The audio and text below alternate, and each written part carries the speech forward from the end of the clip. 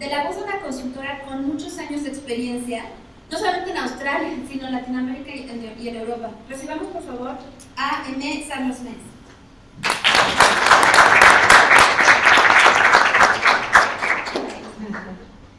Gracias. Y aunque hablo en español, es más fácil para mí hacerlo en inglés, entonces espero que está bien hacerlo en inglés. Okay. Bueno, so my name is Aimèe, and I'm a career transition coach. What that means is I work and I coach people who are looking for work. So these are people who have either lost work, so are not feeling very great. So I work with them there, but I also work with a lot of people that are transitioning, people who are in a job and want to do something different. Yeah, so I've been in Melbourne 3 years, and that's what I've been doing in Melbourne.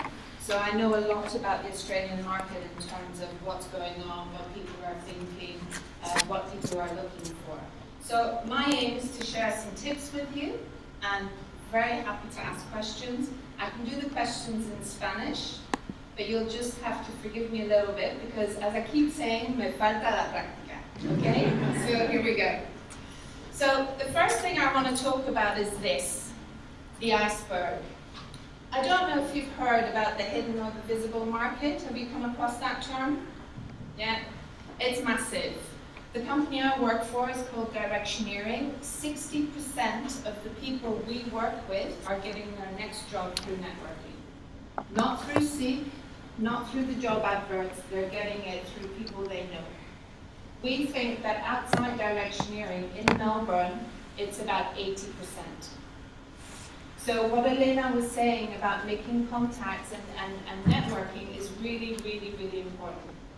Because the chances are that that's going to be your most likely way of getting a job or your next job. Yes, so don't underestimate the hidden market. Networking. A lot of people get very nervous when we talk about networking. They think it's a thing that you have to do with strangers. It's very uncomfortable situations. You have to go into a room with lots of business cards and give everyone a business card. And then you walk outside the room and you have 40 business cards and you think, wow, that was really good networking. And then you look at the business cards and you go, who was that? What did they look like? Did I talk to them? Yeah? Informal, formal, whether you do volunteering as Elena suggested, talk to people through networks, through Facebook, through LinkedIn, through forums. But the really important thing is to do some thinking around who are you? Yeah, who are you and what have you got to offer? And it shouldn't take you 20 minutes to tell somebody that. Yeah, I talk about the core of who you are. You might be very good at budgeting.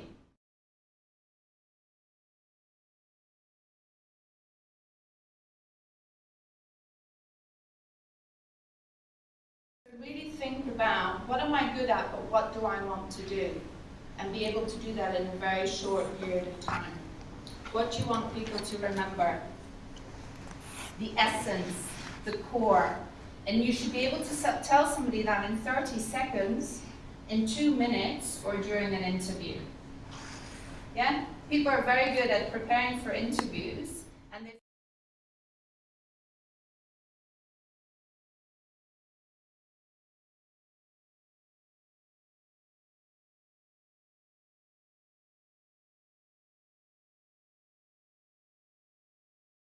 Okay, LinkedIn. How many of you are on LinkedIn?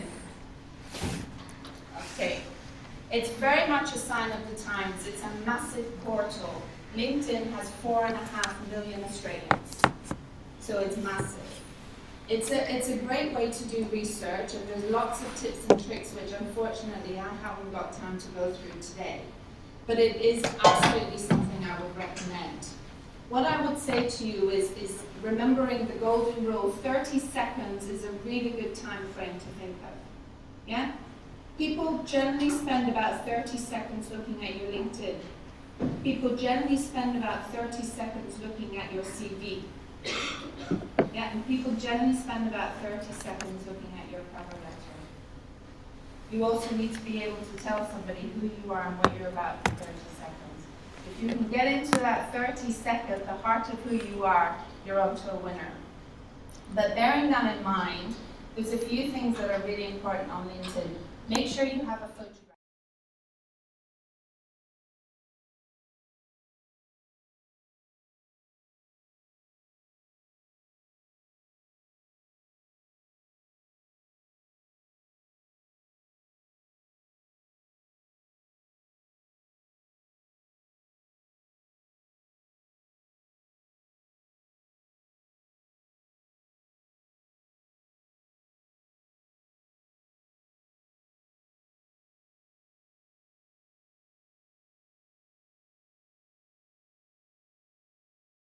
It should be to the point what you're about.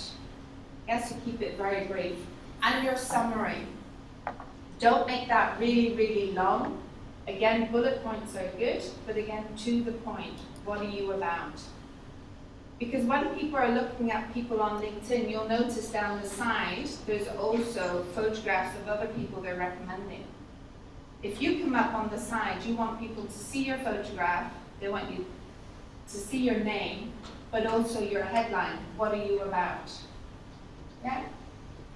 Testimonials is another good thing. Endorsements are a really big thing in LinkedIn. Everybody's endorsing everyone, but people are a little bit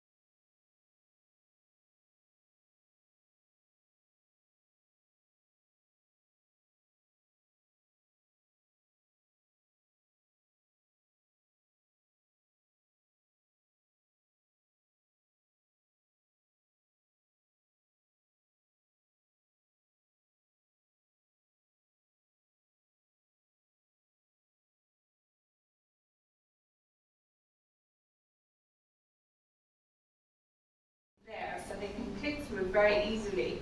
You've just bought another 30 seconds. Yeah, so 1 minute. Front page of the CV is really important. For most people, that's the only page they read. So everything you want people to know should be on that front page. If you are applying for a job and you need a qualification, don't put your qualifications on page 3. Put it on page 1. Everything that someone's looking for should be really nice and strong on your front page. Generally, what we recommend is have a profile, so a summary describing who you are. Have some achievements. People want to see evidence. Yeah, achievements on your front page, stuff you've done. And then sometimes it can be really useful, especially when you have an international background, to have a career summary at the bottom. So people can very quickly see what company you've worked with, what role you had, and where you had it, and the years. Yeah, I have a friend who's a head chef, and if you look at the career summary on his front page, it could look at, you know, head chef, head chef, head chef. For him, it was really interesting. He's now working in Perth, but for him, he got a lot of attention because on his career summary, he put head chef Manchester United, head chef Manchester City football team, head chef BBC. So straight away from the fans, without telling them what his work involved, because he had BBC, Man U, Man City, it got people's attention. Yeah? 30 seconds to make an impression. Don't fill your CV with lots of words. People want white space. So keep it brief, use bullet points, and use spaces in between the different sections. Don't put stuff in tables, yeah? And don't do shading either, because shading can be very off-putting. The thing about tables is really, really important. Whether you use a hidden table or a visible table, there are organizations that are using scanning software. Yeah, and they look for words to see if your resume is matching what they're looking for. If you put stuff in tables, this software doesn't like it, and your CV will get spat out. Nobody even looks at it. Yeah, so keep it very clear, very open.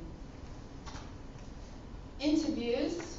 Again, back to the evidence. You'll hear people talking about behavioral interviewing. That's really, really important. People want you not to tell them what you are going to do or what you will be able to do. They want to know what you've done. Yeah, so people talk about behavioral. They want the evidence. Again, going back to your CV, I see it all the time. People give me a whole list of responsibilities under a role. Yeah, so they'll put the role, the company, the dates, and then they list all these responsibilities. Just because you have these responsibilities doesn't mean you are doing them. And that's how people view that. Because people will say, so what? I want to know what you've actually done. And that's what they're looking for in interviews as well. We recommend that people follow the STAR format because that is what most interviewers are looking for. So when someone asks you a question and says, tell me about a time when you had to deal with a difficult situation, remember STAR. Start by describing the situation you were in or the task you were facing. Then describe the action that you took, and then describe the result. If you stick to that formula, it keeps you focused, and it also makes sure that you answer what they're looking for, evidence. Yeah? And then finally, it is telling stories.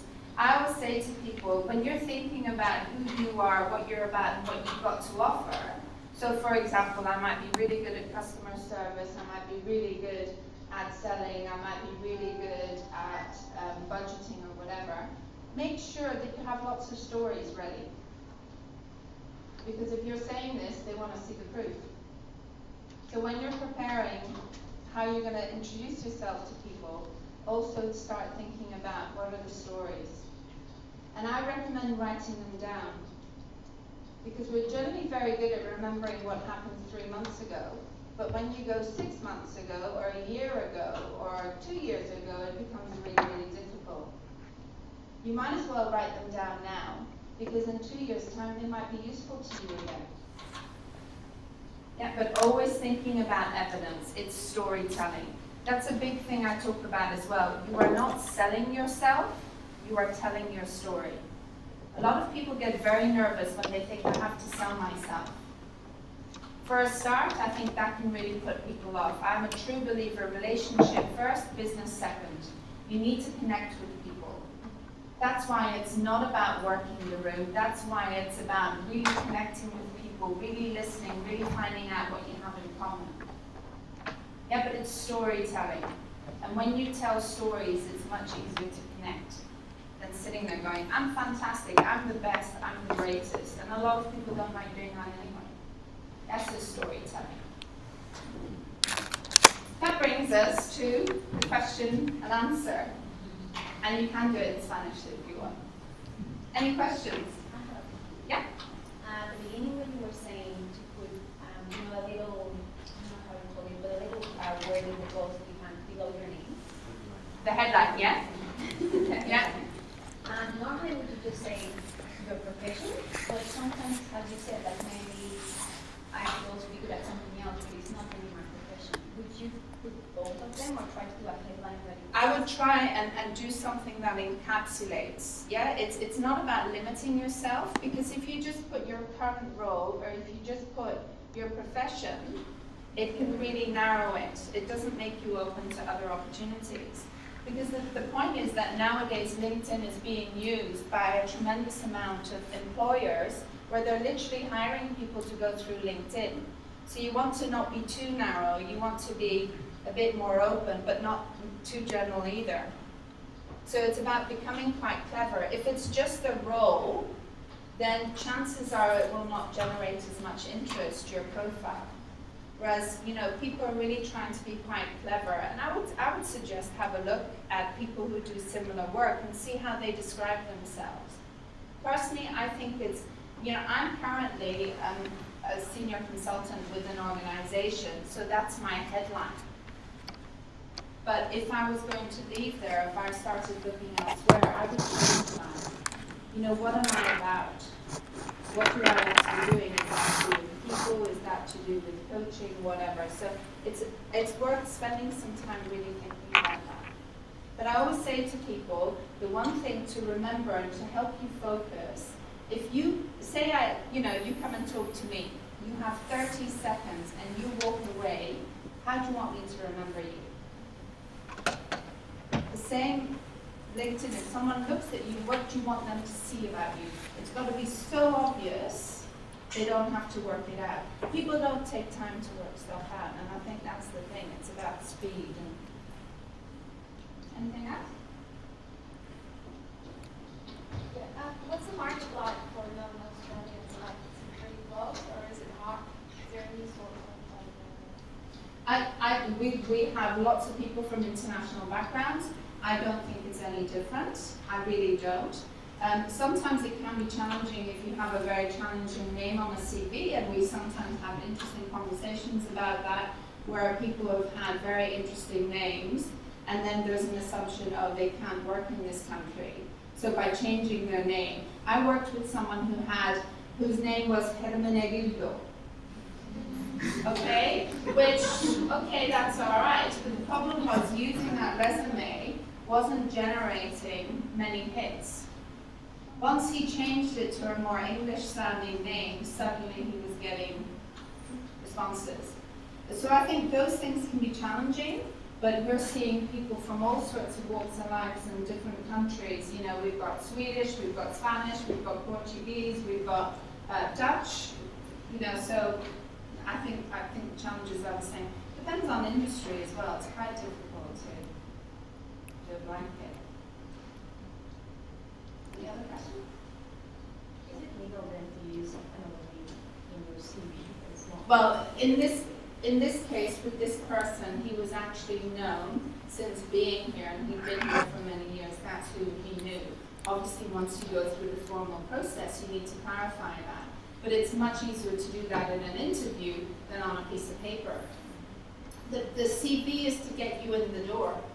Once you're in there, you can tell your story. And I think people understand that. But unfortunately, people make a lot of assumptions based on 30 seconds looking at a piece of paper.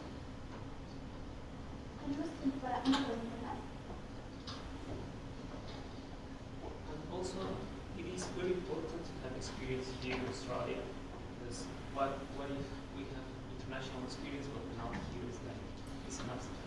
I think it's great, but that experience can be things like volunteering, but I don't think not having the experience here is a bad thing either. It depends on how you sell your story. You know, your experience previously is just as important. It's just how you share that with people here. It's about making that appealing and making them see the relevance of that. Yeah. So I think, but it's how you tell your story. And the tricky thing is telling it on paper. But again, you know, you have got people who will come, you have to start somewhere. So people have to see what is your brand, what are you about, and what value do you bring to the organization. Do you write CVs?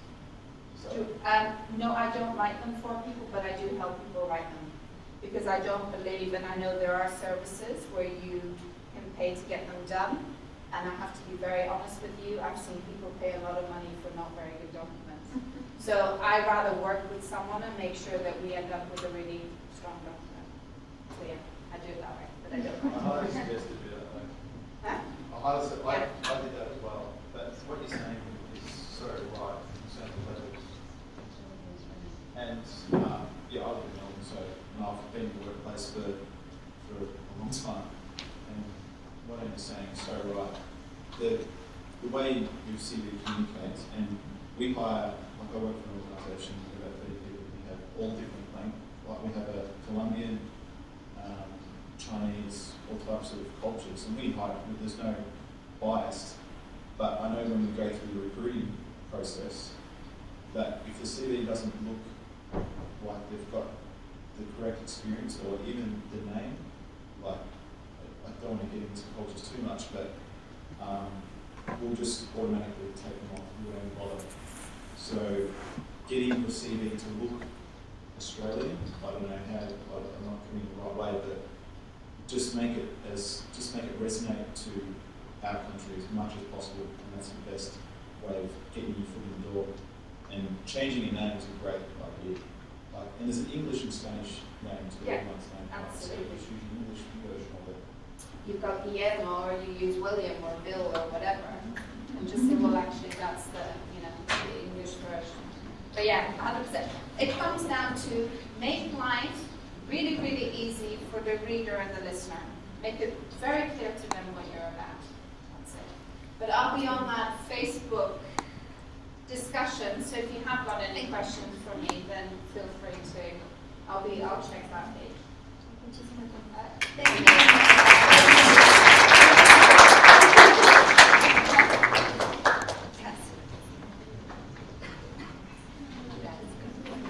Justo aquí los tenía que detener. El año pasado el tema de trabajo fue sobre currículum.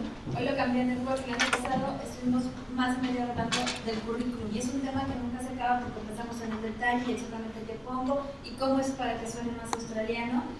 Pero la realidad de las cosas es que, como dice Ben, sí tienes que cambiarlo. Si crees que como lo que aprendimos en México, Latinoamérica o el estilo estadounidense, ya nada más porque está en inglés al estilo estadounidense va a funcionar, no es así. Sí hay ligeras variaciones culturales en Australia, se espera que se vean achievements, como decía Aimèe, y otras sutilezas que por supuesto no va a dar tiempo a comentarlas hoy. De hecho estoy pensando que podemos abrir un taller de currículum, nada más para empezar a platicar del tema. Cuando empiezas a revisar tu currículum con alguien que sabe cómo se hace un currículum australiano, te das cuenta que los primeros 50 currículums que mandaste no iban a servir para nada. Para profundizar más sobre cómo se hace un currículum efectivo en Australia, hay diversos talleres gratuitos ofrecidos por organizaciones de apoyo a migrantes. Acérquense a ellas, sobre todo si ya tienen la residencia permanente, vayan a investigar a los councils y métanse a las páginas de apoyos a migrantes. Ellos dan talleres gratuitos que te dan una pequeña introducción. También hay cursos, hay TAFEs, hay cursos sobre habilidades de trabajo. Busquen en las casas de la cultura, de los councils también, en universidades. Obviamente, como lo vimos en México, también aquí en las universidades ofrecen talleres para sus estudiantes que están saliendo de profesorado, de maestría, entonces acérquense a ellos. Y como decía, hay empresas de consultoría especializada que se dedican a eso. Pueden, cuando vean un anuncio publicado, si son arquitectos, vean quién publicó ese anuncio de arquitectos, porque hay una gran posibilidad de que esa empresa se dedique a ciertas carreras, incluyendo arquitectura, y que además ofrezcan servicios a job seekers para dar algunos consejos.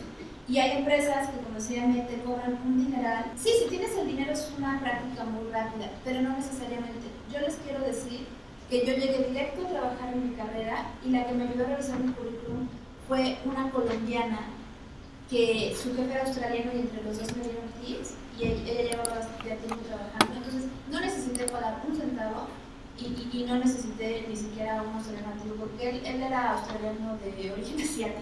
Entre la colombiana y la de origen asiático que sabían de lo que estaban hablando me ayudaron muchísimo. Entonces simplemente es acercarse a las personas que sepan de lo que están hablando, no necesariamente tienen que pagar miles de dólares para que les hagan su currículum.